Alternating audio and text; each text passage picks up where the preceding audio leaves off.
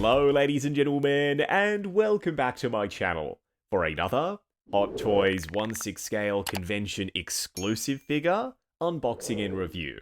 Today, we're taking a look at their first ever 1/6 scale James Bond. Not the first to be announced, mind you, that was the Tux one, but they dropped 500 of these at ACGHK. It's none other than the Commando outfit look for Bond from No Time to Die. Now, I got mine at a discount from Pop Collectibles. I've popped a link to their site in the description, along with the discount code Justin's Collection, for 5% off your order if you decide to buy from them. As always, do your own research, make sure you're comfortable before buying. If you're heading down to the description, why not hit that subscribe, bell notification icon, and join button, so you're notified as soon as brand new 007 content goes live. Before we get started, quick question for you all watching. What's your favourite outfit for Daniel Craig's James Bond? I'm partial to the grey suit from the start of Skyfall, or even the blue tux, but the Commando outfit is kind of unique, so yeah, I'm here for it, but I'm interested to hear y'all's thoughts down in the comments. As for the box art, 007 in the background behind a shot of Daniel Craig in costume, then No Time to Die up front, metallic gold foil 007 logo, and his name at the bottom. This video is brought to you by JustinsCollection.shop, the home of the figure first aid kit, as well as other accessories to help your collection be the best it can be. The first aid kit contains multiple tools to help you with maintenance, styling rooted hair, and much more. We also sell crotch grabbers, soft rubber tips to prevent damage, and they're compatible with most modern Hot Toys base molds. Acrylic risers come in multi-packs, they're optically clear, thick and sturdy, and stackable. Check out the link to JustinsCollection.shop in the description. They've kept it pretty classy for the box art. Not much artwork except for on the front really, on the side of the box, just his name and another 007 logo. Around the back, all of the boring stuff, warnings, legal information, and their store locations. Oh, now that is pretty sick, actually. We've got the gun barrel with 007 in the middle, but I'm pretty sure this is also included as a backdrop of sorts. We'll find out when we look at the accessories. As for James Bond himself, he's not packaged with the military-style jumper on. That's separate in the clam tray, so I guess there's some assembly required. First in-hand impressions, so far so good. Seems like a bespoke body, and I've got thoughts on the head sculpt we will discuss. What we're going to do now is get all of his accessories laid out in the light box and take a closer look at everything he comes with. Starting off with the display base first. Brand new mold. It makes this Bond feel a little bit more special because for right now, this is the only figure to be released that has this style of base. The Tux Bond is also coming with bottom platform, but it's not the exact same base, if you know what I mean. The nameplate is removable, but it's not magnetic.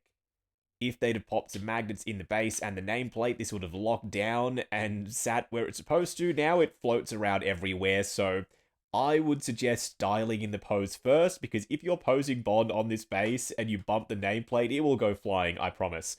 The tatami mats, same exact thing. Visually speaking, they're stunning. The texture, you can feel all of that too. The ribbing around the edge, they're well painted. They're just hollow plastic. They don't actually lock down. They don't properly fit inside the lip of the base either, so they're kind of cumbersome to work with. If you don't like them, you can ditch them. The base platform is weathered, surprisingly, all the way round, including the back, which is a great attention to detail. But it's just brown speckling. It mimics the look of texture. I'm not sure what this platform is supposed to be, but in terms of practicality, it's nice and wide, it's not overly deep. Posing Bond on this flat platform base shouldn't be a problem. Regular crotch grabber at the back, then a removable cardboard diorama backdrop piece. The hole in the middle means that you can pose Bond behind it, but that doesn't really make a ton of sense. If only they'd have included something to pop in the middle of this. If you've got Bond in front of it, I reckon that would have looked a little bit better and made this more versatile. It is removable though, so if you don't want it there, you can totally ditch it. Matilda's doo-doo is sculpted plastic. It's a bunny. It's a soft toy, like a crocheted thing in the movie. They've mimicked the look of that crocheted texture quite well in 1/6 scale, and it's sculpted folded over itself like this, because you can slot it on one of the straps for James Bond's suspenders. I'll show you what I mean a little bit later. James Bond in shades, I don't mind it as a display option. He's got moving eyes. I want to showcase his moving eyes, so I won't be using these. Still, we will try them out on him. They're sculpted plastic. I like the gloss on the lenses. I really don't know how to feel about the unbranded Omega. If they'd have popped the logo on the face, I mean, everything else is accurate. The look of the strap, the look of the face itself. We've got a translucent plastic lens over the face. It's just missing that logo. I'm tempted to get a custom watch to rectify that, but I don't know if this bothers me enough to spend a whole bunch of money on a custom 1/6 scale watch. You all know me, I love my 1/6 scale bags, and this one is no exception. You can open it up, it's a real functional bag, and remove the foam, then you can store his extra hands inside of it. That way you don't have to go rifling through an accessory tub or try and find the box in storage, because everything will already be stored on Bond himself. Then the strap at the front is wired.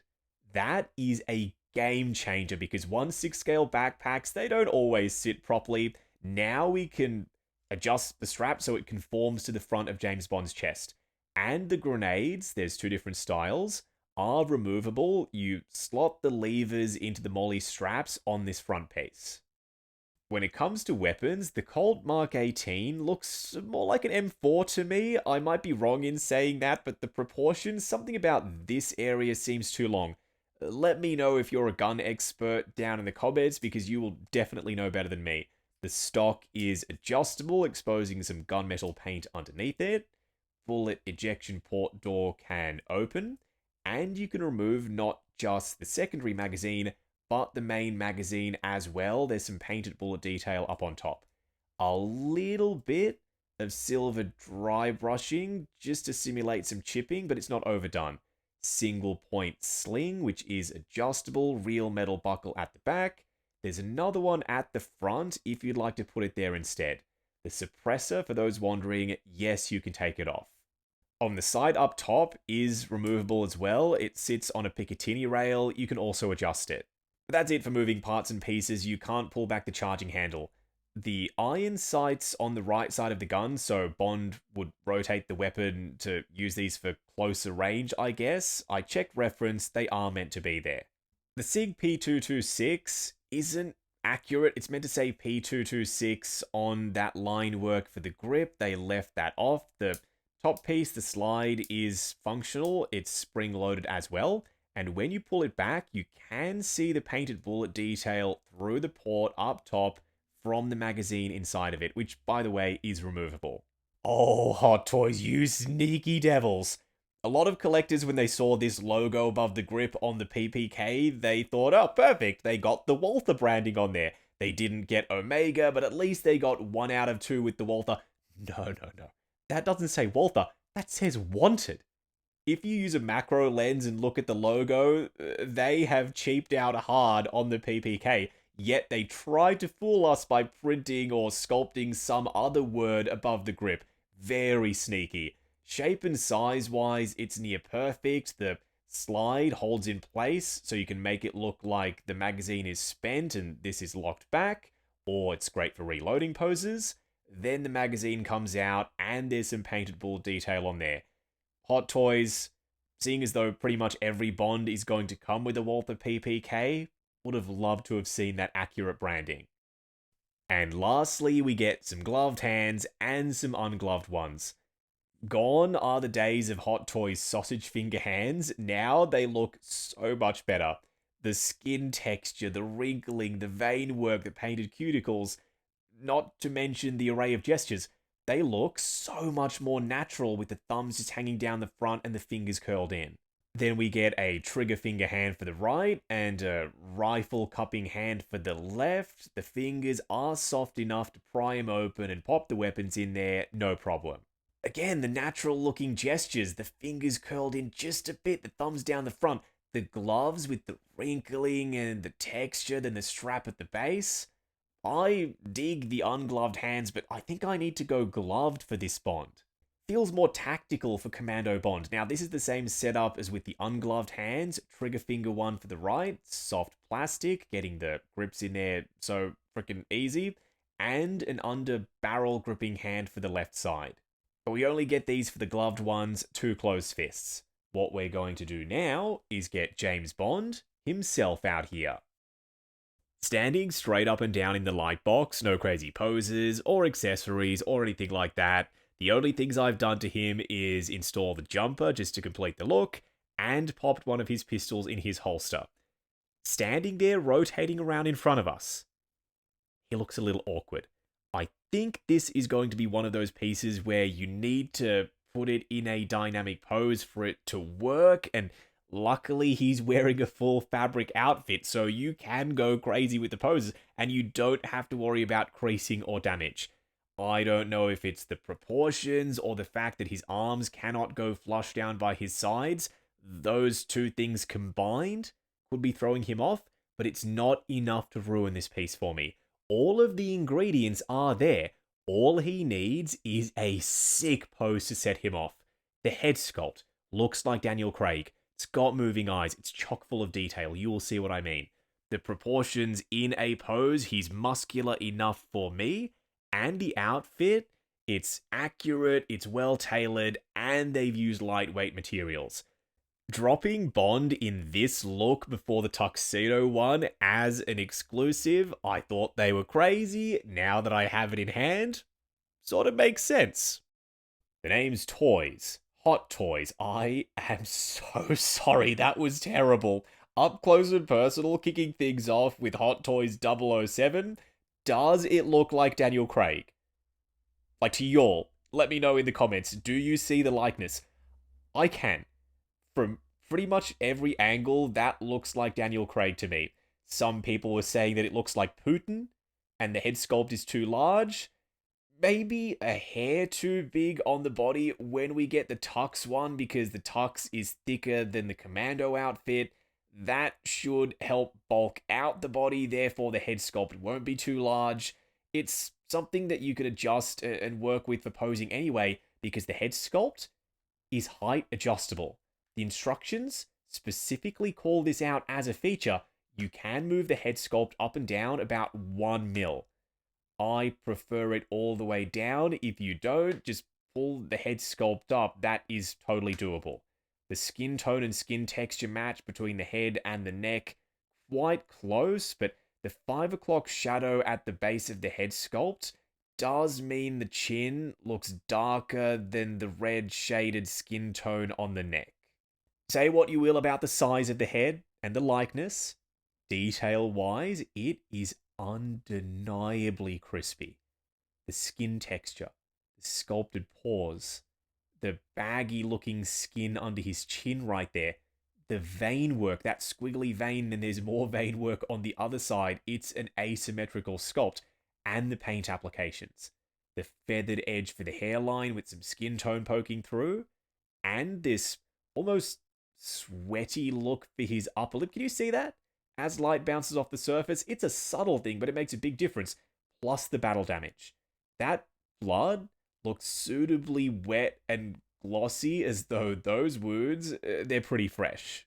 He does suffer from the inert Superman situation with the straight cut underneath his ear. If only they'd have contoured that cut to the back part of his ear, then had it run along the edge of his hair, it wouldn't have been as noticeable as it is.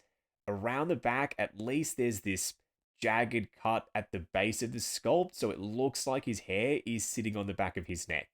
So far, I've been singing this head sculpt's praises. That is about to end, though. Once you pop the glasses on, they do this sculpt no favors. The likeness is still good, but not great. It's better without the glasses on, so you can see his eyes. They're too big, they're too bulky, they look goofy. For me, I am never going to have Bond displayed wearing those glasses. Little comparison action. On the right, we've got the 11 and Kai Daniel Craig James Bond sculpt, an unlicensed piece. The skin tone is more yellow versus the pinkish tone on the left with Hot Toys, and I don't know about y'all, I like the 11 one. I prefer the Hot Toy sculpt. It looks more like Daniel Craig to me. So to move the eyes around, you need to remove the head sculpt from the clear plastic neck connector, then heaps of access inside the sculpt. You don't have to grab the tool if you don't want to, and those piercing blue eyes now off to the side. Let's pop this sculpt back on the body and discuss. Somehow I like the head sculpt even more now. I don't know what it is about side eye, it's just more dynamic. You can work with the expression too. He's got this furrowed brow look, have his eyes up ever so slightly, and you can play into that more serious expression. But then again, can you all also see that? How the mouth kicks up on the left side like he's smirking? It's not visible from all angles and all eye positions. Before he looked very serious. Now with the eyes straight forward, a little less so, more playful for James Bond. This sculpt is more versatile than I was expecting. I thought it would be a one-trick pony. I'm starting to find out that it's anything but. Let's talk about the outfit now. The jumper over the top of the white shirt, we will ditch the jumper and see what that looks like. For now, this is almost his default look in my opinion. We've got the textured weave for the ribbing of the jumper, but it's not a thick fabric, it's a very lightweight material. It bunches appropriately for 1/6 scale, and you can pull up the bottom exposing the belt underneath it, then fold the excess fabric over the top, and it still looks good. This is kind of the movie accurate way to do it, and it's what's pictured on the front of the box, Daniel Craig in costume, so this is how I'm going to have it. The straps at the front, they like to fly away. We'll talk about them in the pros and cons segment. It took me ages to get them to sit flat, and you can see that they're not actually really sitting flat at all. So just spend some time working with them, and maybe you'll get them to sit down and behave. The patches over his shoulders, they're a different style fabric. They're a darker blue too, so there's a bit of contrast going on. They extend around the back, and we've got some of that fabric on his elbows. The Omega is visible poking out underneath the sleeves for both the jumper and the white shirt. It becomes a lot more visible once you take the jumper off, because then you can roll up the sleeves and it is on full display. The gloves are optional. I prefer the gloved look with the jumper on and ungloved without it. You can just mix and match, find what works best for you. His cargo or military style trousers, it's an asymmetrical design. We've got this real pocket on one side but not the other, then the straps for the holster. It's functional. The Walther does get swallowed up inside of it. It's more meant for the SIG P226. That is a larger weapon, so it fits in there a little bit better than the Walther does. Et voila, larger weapon, surprise surprise, fits better in the larger holster. You can open up this front piece and store magazine in there if you wanted. You don't get a spare magazine. You need to take the one that comes in the pistol out of it. Then you can install it in that little pocket. This pocket up top, it's a real one. It closes with Velcro. There's nothing in there. I'm not even sure what you could put inside of that, but something. Look at the weathered trousers. They're lightweight fabric. There's no padding at all underneath the trousers, so that is going to be great for posing. There's some for the upper torso, but it's not overdone. That might get in our way, though. We'll have to wait and see when we get to the articulation segment. The weathering is something that they've only recently figured out how to do. Fabric is notoriously difficult to weather and paint because you never know how that weathering pattern or paint process is going to seep into the fibers of the fabric. It might look different from one Bond pair of trousers to the other, and you don't want a lack of consistency across batches. They now know how to do it, and they're running with it. There's weathering on the base of the pants where they tuck into the boots, and on the white shirt underneath the jumper, you will see it. You can remove the trousers from the boots. They specifically call that out as a display option. I've checked reference of Bond in this outfit. He's always got the trousers tucked into the boots, and trying to get the trousers to slide underneath the boots again after you remove it is going to be a headache. So for my copy, I'm just going to leave the pants in there. Oh, Hot Toys, you've just casually delivered the best 1/6 scale boots I've ever seen and worked with. The wrinkling, the leather grain, the stitching, the laces, the painted speckling over the top for weathering, the sculpted tread with weathering under there, all of that, and this. Articulation. They're single piece boots, yet they give you more range than some split cut boots do. All the way forward. Ankle tilt, no problem. For dynamic poses, these boots are going to be a pleasure to work with.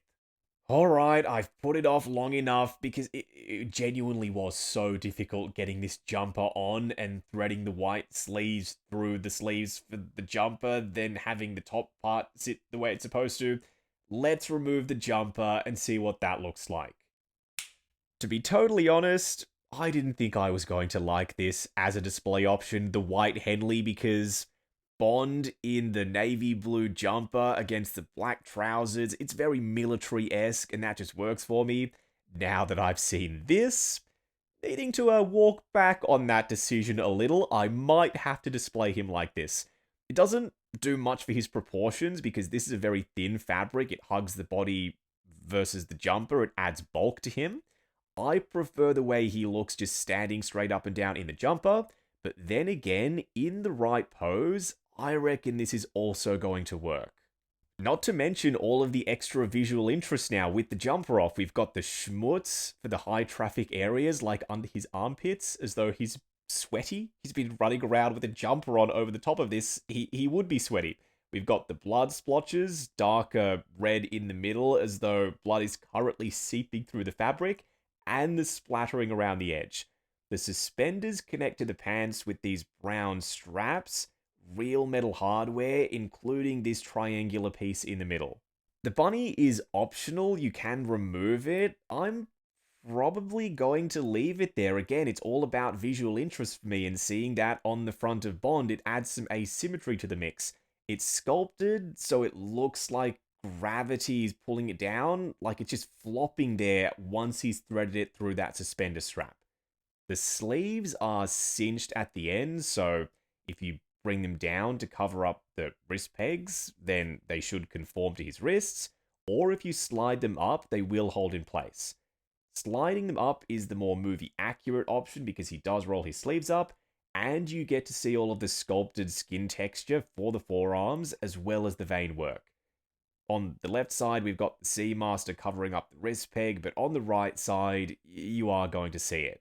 So, pleasantly surprised is what I'm trying to say. This has gone from a look that was a nice to have for me, but I never thought I'd actually display him like this, to one that I'm now considering as my permanent display option for Bond. Let me know what you think down in the comments. Henley or Jumper, what's the best look for him?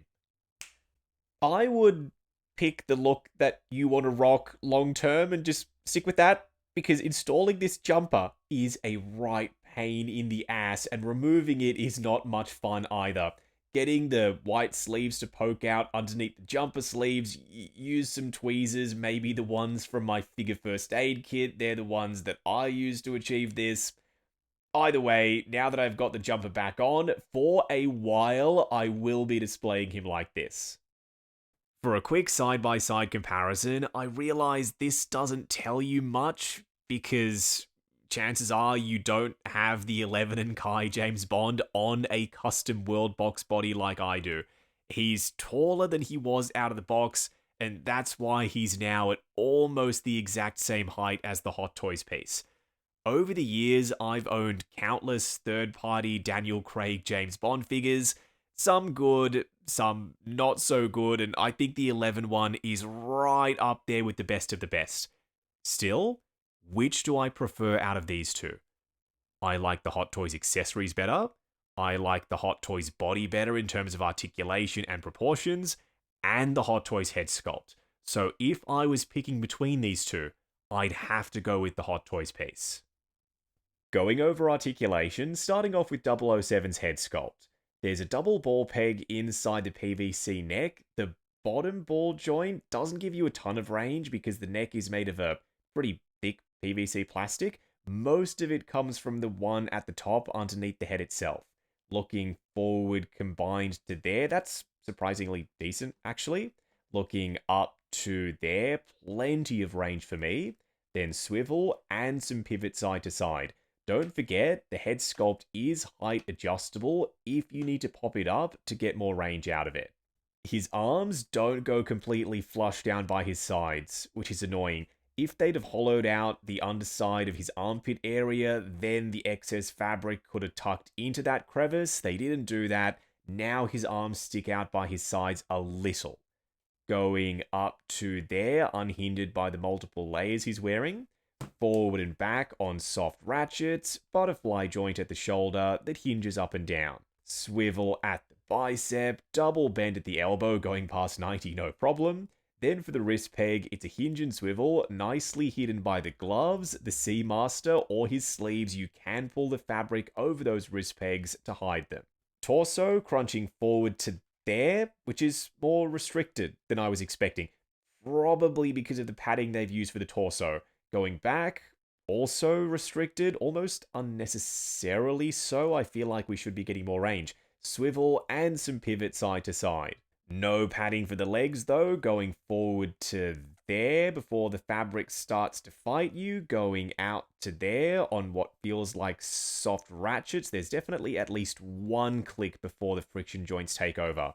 Swivel at the upper thigh. Double bend on very soft ratchets at the knee going past 90. And then I love when they do this. Double ball peg inside the nice soft PVC boots. All the way forward and back, like so much range. Swivel and tons of pivot side to side.